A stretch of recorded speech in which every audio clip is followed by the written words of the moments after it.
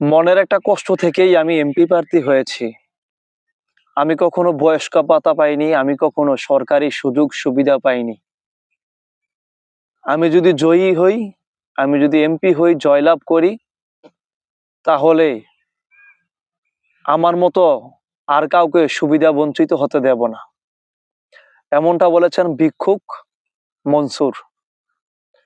আমি এই ভিক্ষুক মনসুরকে সেলিউট জানাই, কারণ তেনার এই চিন্তা ভাবনা কথা আমার কাছে 100% গ্রহণযোগ্যতা পায়। জানি না আপনাদের কাছে কতটুকু গ্রহণযোগ্যতা পায়, তবে আমার কাছে 100% গ্রহণযোগ্যতা পায়। কারণ আমাদের দেশে অনেক শিক্ষিত, অনার্স, মাস্টার্স, বিসিএস ক্যাডার,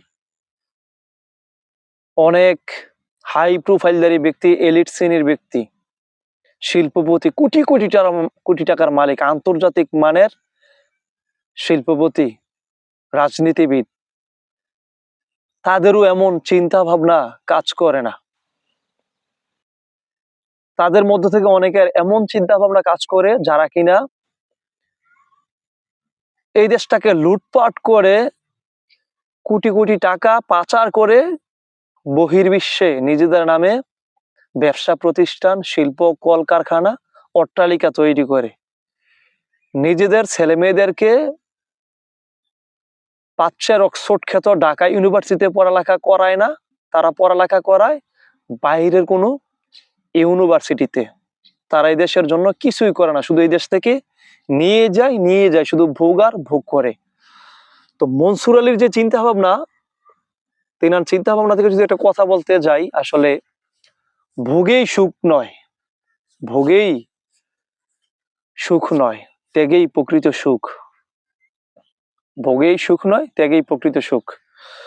তো তিনি যে ত্যাগ স্বীকার করছেন, তিনি বললেন যে তিনি কখনো বয়স্ক ভাতা পান নাই, সরকারি সুযোগ সুবিধা পান নাই, আর এই চিন্তা ভাবনা করেই তিনি এমপি প্রার্থী হতে চাইছেন, এমপি প্রার্থী হয়েছেন, এবং যদি জয়ী হন, জয়লাভ করেন, সংসদ সদস্য হন, এমপি হন, তাহলে তিনি এই সমস্ত বঞ্চিত মানুষদের পাশে দাঁড়াবেন, যেন কেউ এই সমস্ত সুযোগ সুবিধা থেকে বঞ্চিত না হয়।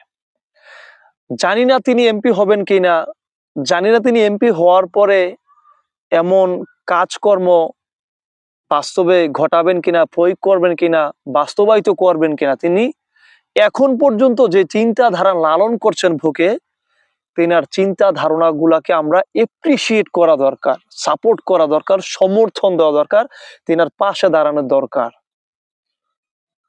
তেনাকে সাহস দেওয়া দরকার। আসলে কি বলবো, এই দেশে একজন ভিক্ষুকও যদি এত সুন্দর চিন্তা ভাবনা করতে পারে, আর আমরা এত সার্টিফিকেট অর্জন করে আমরা কি করলাম? আমরা তো মুখ ফুটে একবারও বলি না যে আমি এই করবো সেই করবো, রাজপথে নামি না, আন্দোলন, সংগ্রাম, সমাবেশ, অবরোধ, মিছিল, মিটিং কিছুই করি না, সত্য ন্যায়ের পথে কথা বলি না।